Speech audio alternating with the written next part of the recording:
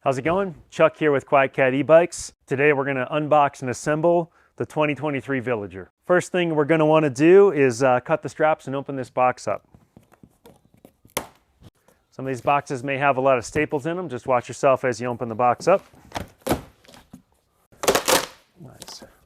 We'll crack that box open and we'll take a look inside. All right, we'll take a look inside here, checking for any damage that might have happened during shipping. Looks like this bike is pretty good. All right, as I get that packaging free, I can go ahead and look in this box. I should find a battery and my accessory box. I'm gonna take those and set them aside, and we're ready to take the bike out of the box. To get the bike out of the box, you can do it by yourself. You can cut the box open if you need to, or it's easy to grab a friend and do a two-person lift out of the box. Just set it right on the ground next to the box, and we'll go from there. Once you've got your bike out of the box, you can put it up in a stand. If you don't have a stand, that's okay. You can do this on the ground, but for today's video, we've got it in a stand. It's a little bit easier to see everything that you need to assemble. Step one in the stand is going to be to remove all the packaging from the bike.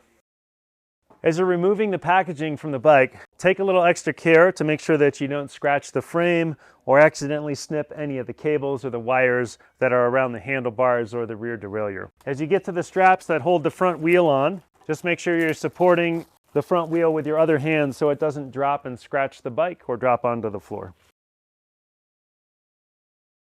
All right, we've got the packaging removed from our Villager. We're ready to begin assembly. Before we do, let's take a look in our accessory box. This has got a few things you're gonna need to put the bike together. We should give you a quick start guide. You should have a couple wrenches, a couple Allen keys, a charger, some pedals, and pretty much everything you need to get this bike together. All right, first thing we want to do with our Villager is install the handlebars. To do that, I'm gonna take my 4mm wrench that came in the accessory box. I'm going to pop these 4 bolts off the stem. Once I get the first 3 off, I'm going to set these aside, and I'll take that last one off, and I can hold this piece in my hand. All right, with this piece off, I'm going to spin the handlebars up to the stem. I can rotate that display out of the way just a little bit. I'm going to line those holes up and tighten that first bolt back into the stem, and I'll grab the rest of the bolts and get them all started.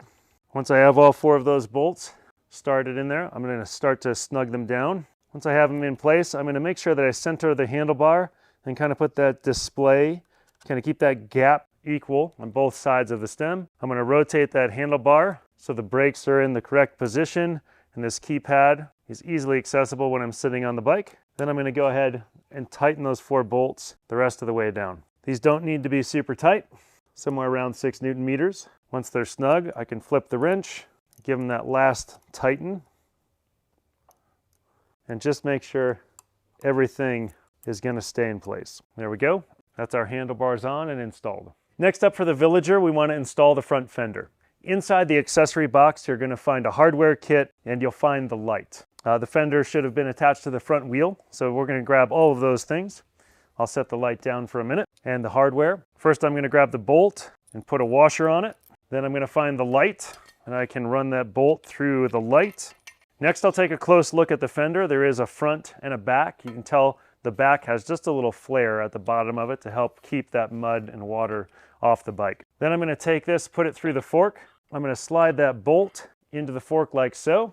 Then you'll find the little metal washer. I'm going to slide that metal washer on next. Then I will put that bolt the rest of the way through the fender. Then I've got the washer and the lock nut to go on last.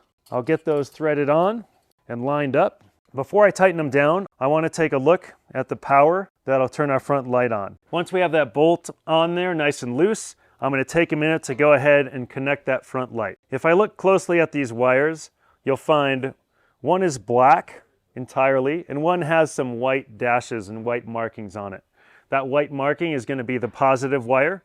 If I look on the back of my light, there's a positive label on one side and a negative label on the other side. All right, once you've identified the positive and the negative, you might have to spin around just a little bit to look and see where that little lead is going to fit onto. But I'm going to put that positive wire into the positive lead and the negative wire onto the negative lead. They'll click right into place. That's our light ready to go. Once you've got that light on, I'm going to go back to my accessory box. I'm going to find my 5mm and my 10mm wrench. I'll take my 5mm and put it on this side. I'll take my 10mm wrench on the other side, and I'll go ahead and start to snug this down. Once this is snug, I can get that light into place, and I can tighten that fender so it's going to sit right in the middle of the fork. That's our fender installed. All right, now that our fender is installed, we're ready to put the front wheel into our Villager. First, we're going to make sure we take these shipping plastics out. Just a little dropout saver between the forks should come right out, and then a little spacer between the brake pads. We can take those, set them aside. You're not going to need them again, and we're ready to install the front wheel. To install our front wheel, first thing we want to do is take a look at the axle. We're going to take these axle nuts and spin them all the way out to the end of that solid axle along with the washer. I'll do the same on both sides. Spin that axle nut all the way to the end of those threads. Slide the washer up against it. Now I can take my wheel, slide it up into the fork. I'm going to make sure that I line that rotor up between the brake pads, and then I'll push the wheel in between the dropouts. You have to loosen these just a little bit more on this one. There we go. That wheel will sit right up in the dropout. I can tighten both of those axle nuts down by hand first. And as I pull up on that tire, I can grab that 15mm wrench from the accessory box, and I can tighten both of those nuts down. Once I have them snug, I can give them that final tighten. Pretty snug on those. You don't want to over tighten it, but getting it nice and snug so it doesn't move is going to be important. Then we'll give the front wheel a spin, make sure that it's rolling freely, and that's our front wheel installed on the Villager.